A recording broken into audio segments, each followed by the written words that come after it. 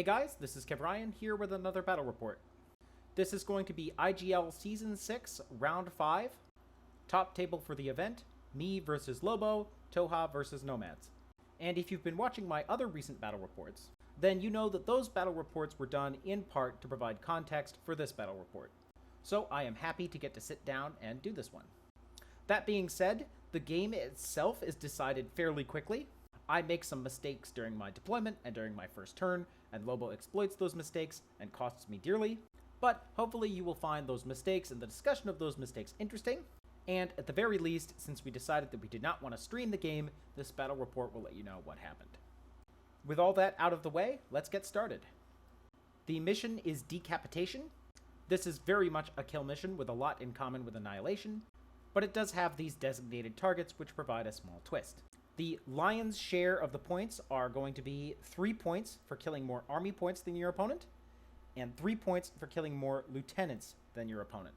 You can possibly get 2 points if you tie on lieutenants, but since both players are going to get those 2 points, it doesn't actually change who wins the game. Right out of the gate, you've got 6 points wrapped up in stuff that cannot be shared. And really, these 6 points are the game. If your opponent gets more army kills than you, then you really need to kill more lieutenants than them, or else you're not going to be in the game. And because killing more army points is something that is easier to do if you go first, I believe this mission strongly favors going first. It doesn't help that there are 16-inch deployment zones, meaning that the attacker can start their units that much closer to the opposition. All of this is pretty darn par for the course for a kill mission, and that has got me a little nervous walking into this game, because if you recall from the previous battle report on Annihilation, I am very much not confident in my ability to use a Tohaa triad that starts in my deployment zone for a successful attack run into their deployment zone. So even though Decapitation has a lot of small things that make it different from Annihilation, I nevertheless feel that these two missions are very much cut from the same cloth. The bips and bobs, let's talk about them though. There are 2 designated targets to kill, each worth 2 points. Then there is this Reinforced Tactical Link. Reinforced Tactical Link means 2 things. First, the lieutenant is essentially no longer hidden information. Your lieutenant always has to be on the table as a model or a marker, and your opponent always knows who your lieutenant is. Coupled with that, if your lieutenant dies, you don't go into Lost Lieutenant and instead nominate another one later on for free. This means that running lieutenant decoys and chain of command is actually kind of a bad idea. The decoys don't do anything, and because the chain of command guy immediately becomes the lieutenant, instead of becoming the lieutenant at the end of the turn per normal Lost Lieutenant situations, it presents the opportunity for your opponent to kill your lieutenant and then kill your chain of command on the same turn and get 2 army kills instead of having to, wait to see who your new lieutenant is. That's pretty small potatoes, but it matters a little because the 2 tacticals that I'm running are rather expensive, and part of their functionality is that one of them is the lieutenant, the other is the chain of command. That obfuscation is not going to be important in this mission at all. The only other twists are there are blizzard zones, which we completely forgot about or chose not to add, and a defensive turret, which is kind of like a free total reaction bot with a combi rifle. I actually don't mind the defensive turret because it provides just a little bit more sponge to stop alpha strikes, but it's not going to be that big of a deal in the grand scheme of things either. And that's pretty much it. So Decapitation, kill mission, and because army points are such a big deal, I am very stressed about running out of steam on an attack run, leaving the attackers in the midfield that much more vulnerable to my opponent's attacks. Next up, let's take a look at the table. This picture will be seen later again when we start thinking about deployment, but for now, let's just think about how open and how closed the table is. There are some very long lines of fire on this table. One example of the long lines of fire is there is a sniper's tower right here, which a TR bot is in. That TR bot can just see all the way down there. Likewise, stuff like these buildings provide a pretty commanding view into your opponent's deployment zone. Of course, I think the real reason that this table felt very open when I was playing it is that I think the deployment zones were pretty darn open. There are a handful of spots for you to hide, like inside this structure or back behind here. But between each of these features, there's relatively long fire lanes, like this long fire lane, or like this long fire lane. So, unless you're able to kill your opponent's ARO pieces with long-range guns, you are potentially going to be throwing smoke right out of the get-go. And I felt like this is going to be a pretty big order tax, considering that I have to go out and attack. Hand in hand with this, many of the spots where you might like to put your troopers for a early attack run are going to be protected from one angle, but exposed from another angle unless you move them out of that position. As an example, consider this bus, or truck, or whatever it is right here. The trooper that's in this position is pretty well favored in order to make an attack out from this direction if I decide that that's what I want to do. But if I don't decide to spend orders on him, he is in a really rather exposed position to any sort of gunfighter that comes along this direction or gets up on this building or something like that. So, simply looking at this table, I was very concerned that I would have to hide pretty darn well, and that I would either have to beat his ARO pieces in gunfights really, really well early on, or else spend a lot of orders throwing smoke right out of the get-go from my deployment zone. The last thing I want to remark on this table are these 3 buildings right here, and right here. I thought these were going to be prime Moran spots since I was knowing that I was going up against Nomads. It'll take like 2 orders to get to the top of these buildings. You're constantly in zone of control throughout that process. You're likely getting hacked as you do it, and when you get to the top, you've got to kill the Moran, and then you've got to get down off the building before you can do anything else. So I thought that Lobo was almost certainly going to choose, that deployment side and then put his Morans up in these buildings. Interestingly though, he chose not to do that. I think he was concerned that if he put his Marines in those buildings, then I would run up with Farrower tactics and brutalize them, which meant he held his Marines a little bit further back, but I was nevertheless surprised that these buildings didn't play a bigger role in the game. I think if the game hadn't ended, largely at the end of Lobo's turn 1, then I might have been able to get my Tackawils and other Farrower dudes onto those buildings, and that is potentially equally annoying for the defender. But it didn't work out that way, so the buildings didn't play as big of a role as I was expecting. Anyway, that's the table, so let's talk about my list. It's the same list that I ran during the previous game, but I had to spend a lot of time thinking about whether this is the right one. Both this list and my other list were experimental, in that I was trying to see if I could find a way to find a satisfying way to play Tohaa.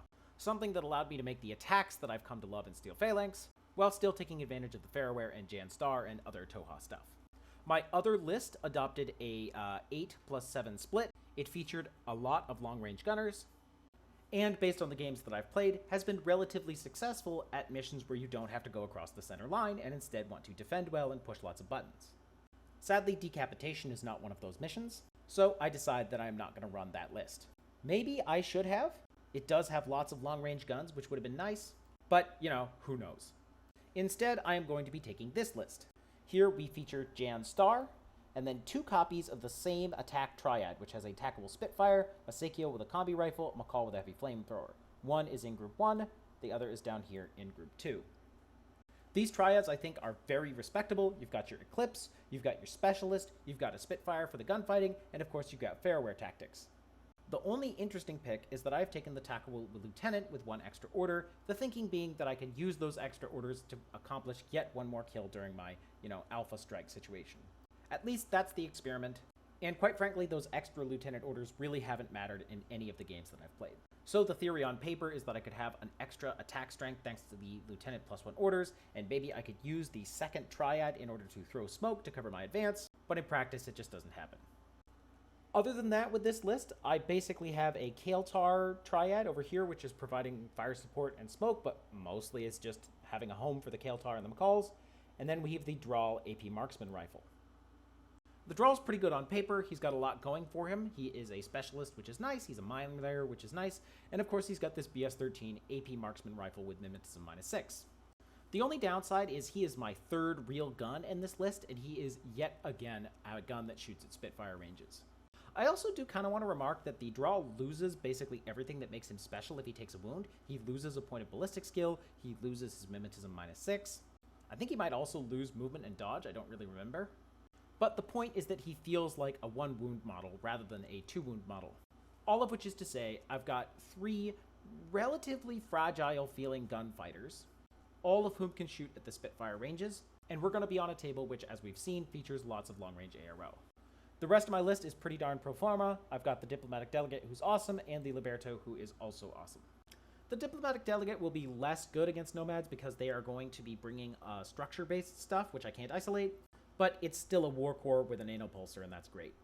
And talking about Farrower, I do want to comment on whether Nomads is a bad matchup for Tohaa. I think the answer is no. Nomads is not a bad matchup for Tohaa. I mean, it's not the strongly favorable matchup that Ariadne is for Tohaa, but the fact is that most of your pieces that have Farrower can drop Mirror Ball. which is a zone of control arrow that puts an Eclipse template down. This means that you can use Mirror Ball to block line of fire as things like the Salamandra or the Puppet Bots are running around the corners. And because there are very, very few structure-based models that are actually good in close combat, being able to throw Mirror Ball down in order to keep yourself safe from the puppets is potentially a way to throw a wrench in their attack plans, which defensively is one of the best things you can do with your Ferroware. So even though these stir-based attack pieces are not vulnerable to Ferroware endgame, Mirror Ball does provide a defensive arrow, which leads me to say that I don't think that Nomads is a bad matchup. It's not a good matchup, but it's not bad. I suppose it is worth keeping in mind that one of the few melee models that has structure in the game is the Uberfall Commando. I think the only other one that comes to mind is like Oideros, and that's a new thing. And that dude won't care about your Mirror Ball, but it is order intensive for them to run across the field. You can use endgame to kill the Pupniks as they get close, and having high BTS on your Tackles and having total immunity thanks to your mate means that those guys are going to be just a little bit less efficient at hurting you than normal. They're still really, really good, but they're not some sort of silver bullet that completely renders your Ferroware and your Tohaa strengths all completely gone. No, going into this, it's really all about my lack of long-range guns that's going to be a pain. That's my list. Let's go ahead and spend a little bit of time talking about Lobo's list. Now, if you've spent any time on either the main infiNity Discord or the IGL Discord, there's a reasonable chance that you've seen this list exactly. And if you haven't seen this list exactly, you've probably heard almost all the pieces in it being discussed as being very good meta picks. I basically agree that these are all very good meta picks, but considering the discussion that's already happening about this list and the pieces in it, I'm not going to focus too much of my time on that. Rather, I'd like to focus specifically on the things that I am worried about as a Tohaa player going into this. So, what are they? Well, number one, you have the Puppet Bots. Much though I do think that Mirror Ball shuts them down in the attack, the fact of the matter is that these are a fast attack piece with dangerous AP Marksman Rifle guns. If I am not hunkering down behind my wall of Mirror Ball, these guys are going to eat me alive, and that's largely what happens. Next up, we have the Vertigozond. That needs to be discussed in the context of the Heckler and Jazz and Billy, but considering that the mission is Decapitation, I am worried that if my troopers end up anywhere in the midfield, especially my lieutenant, it's going to get targeted and killed by the Vertigozond. I am going to put a mate on my lieutenant, which is going to make him a little bit safer, but even being able to safely ignore the first missile strike, there is an unfortunately quite high chance that a trooper that gets Spotlight is going to die. Before playing the game, I had decided that this was going to be my primary target with Janstar if the opportunity were available. If Janstar did nothing else but kill the Vertigozond, I'd be unhappy, but it would be great to have the missile launcher gone. I don't actually accomplish that, but it was something that I was really worried about. Of course, there are the Uberfall Commando. As previously mentioned, these are a structure-based unit that doesn't care about Mirror Ball, but they are very order-intensive, and troopers like the Tackle actually have a reasonably high BTS, and if I put a mate on them, they've got reasonably hot armor for that one wound, and I can kill the Pupniks with endgame as they come in. This all leads me to think that if he does lead with the Chimera and attack, I probably can absorb that damage and not, lose the game. I am much more worried about the reaction Zond, the TR bot. As you can see, my list did not have any HMG range guns, and broadly speaking in Tohaa, the HMG range guns that you can bring are stuff like the Sukhoi HMG. It's a perfectly serviceable long-range gun, but it's not able to -12 the TR bot, and it's only got one wound in which it has Mimetism. So if the TR bot crits you, which it can do on its 4 dice, you take your wounds and you might lose your Mimetism, and it's a big problem. The TR bot is generally an annoying problem, and that is especially super true of Tohaa in this particular matchup. So, a real pain that I will not successfully deal with. Of course, the real pain that I should probably focus the most on is the Salamandra. Now, I've played Lobo in real life a fair few times, and while the real life tables that he and I play on tend to be much more open, even compared to the one that we have today, I nevertheless disregard the Salamandra at my own peril. This thing is a giant sack of wounds and armor. No single ARO is going to put it out of commission, and with its enormously high burst and high damage of the weapon that hits, it's going to be able to shred almost everything that it touches. Now, as a Steel Phalanx player, I was hoping that my Macalls would kind of be like Myrmidons in that they would be able to use Burst 2 Eclipse Smoke in order to successfully face-to-face the Salamandra. But the Myrmidons have Mimetism -6, and I'm not even sure their numbers are all that great against the Salamandra. So expecting the Macalls to be able to smoke dodge against the Salamandra is probably a mistake. What's going to happen is that I'm going to end up out of position. I'm going to need to rely on these Burst 2 Smoke Throw AROs in order to avoid getting killed by the Salamandra. and the dice are not going to allow that to happen, probably because statistically they shouldn't. There are a handful of moments where I do get unlucky, but all in all, this gun is extremely dangerous, and the only way for me to prepare against that is probably to just hide everyone that I can. Maybe I should have the draw with a mate on ARO in order to shoot that thing for an order or two, but anything else needs to just be hiding, because if it's not hiding, it's going to get killed, and that's more or less what happens. So I do need to take the Salamandra very seriously, and failing to do so is, in this case, what's going to cost me the game. It's also worth noting that the Salamandra is uniquely hard for Tohaa to kill because it has BTS 9.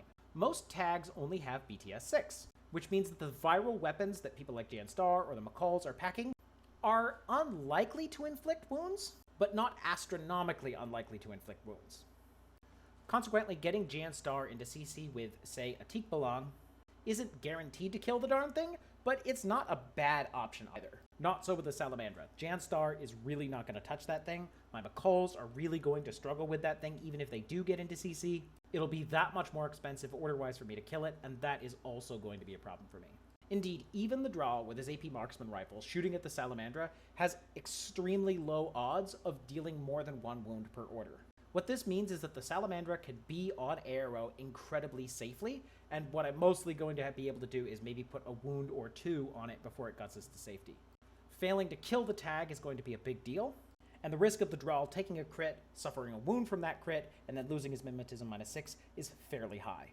The Salamandra is a really good tag, especially for its cost, and Tohaa, with my specific list going into this, doesn't have a great answer for it. Which I think concludes my discussion of this list. Let's next talk about deployment. So I won the lieutenant role and got to go first. This is great for me because the mission favors going first, and I'm going to need this edge if I want to perform well against an excellent player like Lobo, with me having a faction that I'm not super familiar with. However, if you take a look at my list, you'll notice that both Janstar and most of my major attack pieces are all in Group 1. Meanwhile, Group 2 has a handful of orders, but not enough to really support Group 1. What this means is, going first and deploying first, I need to make guesses about which units are going to be attacking without knowing where the enemy troopers are going to be deployed. I am of course going to be withholding Janstar, but if I spend a lot of orders on Janstar, then I'm not going to be able to spend a lot of orders on the draw. Moreover, as we had previously discussed, I am walking into this game with a deep fear of not having enough orders to get out of my own deployment zone into the enemy deployment zone and then do damage. Because of that fear, I want to position my troops forward enough that they can attack my opponent without having to spend too many orders walking forward, and I simultaneously want to hide them in these little nooks and crannies like this sort of thing, so that when I spend all my orders on Janstar, they're in a defensive position come the next turn. These two strategies are, of course, exactly in conflict with each other, and the end result is that I am overexposed at the end of my first turn, but haven't done enough damage. That said, let me take you through the deployment. Over here, I have my Lieutenant's Triad. The idea is that he's going to be very safe. He's right here with a mate. This Sekiel is going to take one order, get shot, take a wound, fail to cover. This McCall is going to dodge out and flamethrower things. Next to him are that middle support triad, Kael'tar, and then there's a McCall over here. The purpose of these guys is to make it so any Uberfall commando that come through have to deal with them. Next up is the Diplomatic Delegate, who is in this position, totally and completely safe, and he's going to be able to isolate things that come through. In practice, I probably should have just had this dude standing up on ARO like a War Corps, but I don't think it would have made a big difference. We have one of my designated targets here. Next to him is the Liberto in this position, and then I've put a mine up here. The mine is to stop Uberfall Commando if they come over the building. And the reason they might come over the building is because I've put the Drawl here. The Drawl might go up on top of the building and shoot stuff. To put the Drawl on top of that building, I am forced to put my McCalls here and here. They are terribly exposed, but I'm hopeful that I can maybe move them into this position and then be relatively safe. Indeed, if I have the orders, I'm hopeful that I can entire orders jump them up onto that ledge and then tuck them all on top of that building. This is really one of my big overcommitments in my opinion. The Drawl is way too far forward, and as a result, the McCalls get dragged forward. And because these guys are in the same group as Janstar, it's going to be order intensive to get them to a safe place, and I don't have the orders to do that. However, I really am worried that I'm going to have to be shooting stuff. And I don't want to start my Drawl, in this position back here and then have to spend 5 orders moving up to shoot, because that's just also a bad position for me to be in. So hopefully what we're seeing here is that I am very overexposed for fear of having to spend too many orders walking up before I can shoot stuff. I put my TR bot thing right there. Over here is my other designated target. Next to him is the Drawl's mine. And then over here is the group 2 triad. It's not a bad spot. They're actually going to be able to lock down any approaches from this direction, and then they can perhaps provide some, get up on this building and Fairware or something like that. But because of them being all the way off to the side, they're also not going to be able to provide any sort of smoke-throwing support to, this team. Another reason they're really far off on this side is I don't want to just put everybody on, this half of the table, and then have Lobo put all of his stuff on this half of the table, and then I'll have to walk over there to shoot stuff. Remember, I don't have long-range guns, and there's lots of long fire lanes that can be seen there. So if I do deploy everybody on this side, and then he refuses the other side, I'm going to be in a tough spot because I don't have the long-range guns. At least that's my thinking going into it. Maybe it's not the right thinking, but that was my thinking. What I will say is, having played with this Group 2 triad over the span of many games, my hope was that the Group 2 triad would throw smoke to support the Group 1 triad's attack, and that has simply never happened. It's just never, ever been something that I've done. Maybe that has to do with deployment or my own philosophy or something like that, and maybe I should practice really cramming them right next to each other. But yeah, for whatever reason, the Group 2 triad has not been throwing smoke to support the Group 1 triad. Anyway, that's my deployment. Let's use this picture to look at Lobo's deployment. Now, he spent some time thinking about it and decided that he was going to withhold his lieutenant. His concern is that because he only can withhold one piece, if he withholds, say, the Puppet Tactica, then I'll be able to put Janstar in a position to just go kill his lieutenant turn 1, and that'll be a huge boon for me. Frankly, I think he is right, but it does mean that he is not going to be able to withhold anything in order to actually hurt Janstar, which is nice for me. He also wants to keep his troopers fairly back and close to his own deployment zone, because he does not want my tackles getting up on these buildings and then using Fairware to delete stuff for free. And I do think that's probably wise, especially in a kill mission, which already prioritizes you keeping your guys as far away from the other guy as possible. So, what does he have? He has a reaction Zond up here with a bot next to it. He has the Uberfall commando over here. This is Pupnik, and I think the Chimera was tucked in this corner. We have the Puppet Master as far away from everything as possible, a Morlock here, a Transductor Zond there. There's a Moran over here somewhere. I don't exactly remember where, but you can see his Koala right there. This camo marker is the Heckler, which is right next to his designated target. He has his other designated target here, protected by a Moran. This is the Missile Launcher Bot. This is the Monster Trucker. This is Jazz. His lieutenant is going to get put right next to Jazz. This is the Moderator. This is a Boarding Shotgun Puppet Bot. This is a Puppet Bot with a Marksman Rifle, and this is the Salamandra. The idea with the Salamandra is that he can see this table, but then once he takes a wound, he can, guts back to this position and not see up there. The only other things worth noting are he has Billy right here, and then next to Billy are his Combi Bot. All told, I think this is actually a reasonably solid defensive position. I had really wanted to kill the Vertigo Zond, and I just don't see how I'm going to do that. Indeed, this defensive position is so strong that while sitting here trying to play, I'm starting to think that the designated targets are the weakest things that are available. And because the designated targets are the weakest things that are available, that's what I go after. It's a huge mistake. It's a bad play. I know better, but in the moment of actually playing it, I can't really see what else to do, and so that's what's happening. So a strong defensive position that I'm not really able to get at is something that is good here. I decide to put Janstar right here. This is right next to where I said Billy and the TR bot were. Prone, he can only be seen by the designated target and by the Moran. He has brought with him a mate and a bomb. I didn't show them in this picture. And the thinking here is that he can kill this Moran pretty easily, he can kill this designated target pretty easily, and then maybe he can make his way, through here in order to kill the Vertigo Zond. This is a nice transition to my turn 1, so let's go ahead and talk about that. Janstar is put here, and I've just said what I want to do with my plan, but there is a Mad Trap or Crazy Koala or something somewhere. I don't know exactly where he put it. Maybe he had to put it, back here. I don't know. Doesn't really matter. The first thing I do is I idle with Janstar, which prompts a dodge from both the Moran and the designated target. Janstar then dodges himself. This triggers the Crazy Koala. The Crazy Koala is successfully dodged, and my mate is not triggered. I feel reasonably okay about that, but Lobo could have ARO'd, put down another Crazy Koala with that guy, and that would have cost me orders. The next thing I do is I bring in my Liberto. My Liberto was over here. He walks up to this position in relative safety and puts down a mine. He then provokes an ARO with his first short skill, which allows the mine to trigger, hitting both this thing and Billy. In that process, he walks over these cars and is in a position where he can put 2 slugs into the designated target or into this Moran. However, he is seen in this process by the puppet bot here, who has BS attack shock, and as you can see, he's been targeted because when he put down the mine, he was in range of the Moran. This is unfortunate for me because it means that the Liberto is now going to get shot by the BS attack shock puppet bot, and he is going to die.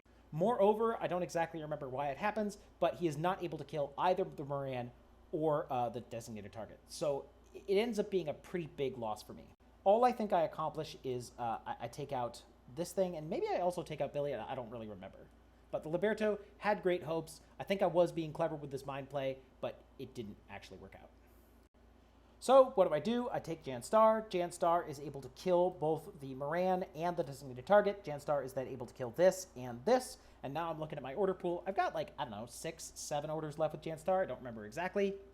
But I just don't see how I'm actually going to be able to kill any of the things that I want to kill. And this is where I make my big mistake. I realize that I can just go over here, and then I can use my Fairware in order to delete this designated target. This is a trap. What I should do is kill the puppet bot that's right there. I've played Nomads a lot, and every time I play Nomads, I'm always secretly a little happy when someone goes after my puppet bots because they don't actually generate orders. But in this case, the puppet bot is one of the few fast attack short range guns that Lobo has brought in his list. So if Janstar goes over there and kills the puppet bot, and then maybe also uses the bomb in order to kill the monster trucker just because it generates an order or something, that will leave me in a pretty good spot with Janstar. I'll have killed some stuff, and it won't, end up costing me as much as it does to send Janstar on this ferry chase for the designated target. But that's not what happens. I do go off on this ferry chase for the designated target. I think Janstar even dies in the process. I was hoping to be able to find a spot where I could put some templates down on the heckler here, and in that process he gets seen by the TR bot or something and dies. That sucked. It was not a good play. But also, losing Janstar didn't feel like it was a big deal because, he's already targeted, so what's going to happen, right? That's bad thinking. It really is bad thinking. It would have been very easy for me to tuck him into some corner or whatever and then put him in marker state again. What is less forgivable is what I do with my remaining orders. Having killed his 2 designated targets, I realize and get it in my head. Having killed his 2 designated targets, I get it in my head that I need to defend mine. So how am I going to do that? I'm going to put the draw here on ARO. I'm going to put 1 McCall here and 1 McCall here, where they can, flamethrower or something. You'll notice that this McCall is even facing a stupid direction. And in this process, I'll maybe prevent him from killing this designated target on this turn. That's really dumb. It's not a good strategy, but it is unfortunately the one that I choose to take. I think what I should have done, had I thought about this a little bit more, is I should have stood on this roof, and I should have put a wound or 2 on the Salamandra. Make that thing back off. And then I should come down here to this position and put the draw on ARO, where he can stop the puppet bots from advancing, and if the draw is able to shoot and wound the Salamandra in ARO, maybe we can put that thing unconscious, and then, the game is going to be that much more interesting. Certainly in this process, I could also have taken the 2 McCalls and put them into positions where they're not going to be seen when the Salamandra gets up into this position. I've already talked about how I'm worried that someone's going to get there and then see everything, but as I'm playing it, I'm just not playing it right. That concludes my turn. I've killed the targets, but I've done almost no damage, which is really unfortunate because A, that's not what the mission is about, and B, I know better. But oh well, I'm not a very big Tohaa player, and these lists are experimental to begin with, so it's not that big of a deal that I am making mistakes here. Also, it is a great opportunity to play against an excellent player like Lobo because I learned these sorts of things. You don't really learn these sorts of things if you're just beating the crap out of people because they don't know how to play against Fairware. I can use this picture to talk about Lobo's first turn, which is, in my opinion, where the game really ends. He is basically going to take his Puppet Tactica, who are here, and send them up this gap. He's going to take his Salamandra, who is there, and send him over through this position. And in the process, he's going to shoot everything that he's going to see, and I think he's going to kill everything that he sees in the first order of shooting, with the only exception being the draw. The draw takes 2 orders. That's unfortunate luck, especially as we'll see, because some of the situations do end up well for me, but it's also not that unexpected. The fact of the matter is that the tag is awesome and good at shooting, and my guys on ARO are not Myrmidons throwing smoke, and even Myrmidons throwing smoke aren't that great. I do have some tricks up my sleeve, though. The draw does have a bomb, and I am thinking that if the Salamandra manages to make it up to this position, that I can arrow Mirror Ball, and Mirror Ball will block his ability to draw a line of fire from any of these positions. Once that happens, I'm thinking he will not have enough orders in order to actually hurt me or kill me, maybe he will have to come off of this rooftop section there, and hopefully by that time this Macaw will have dodged out so I can put some heavy flamethrowers on it, or maybe I can chuck EM grenades with this guy. I'm hoping this spanner in the works will be enough to blunt the Salamander's attack and force it to back off. Here is one of the intermediate pictures. As we can see, the smoke did go down, but I didn't put it in exactly the right spot. Also, while I think the Macaw is able to dodge out to here and thereby threaten those templates as planned, unfortunately the puppet bot with the boarding shotgun is able to run up to this position, and he is able to trade with the Macaw. Dead puppet bot with boarding shotgun is nice, but that flamethrower is now no longer there, which, as you will recall, was a big part of why this mirror ball defense kind of worked. With the Macaw dead, the Salamander is able to stand on the top of here and then walk over here and able to take some shots. And boy, does he take some shots.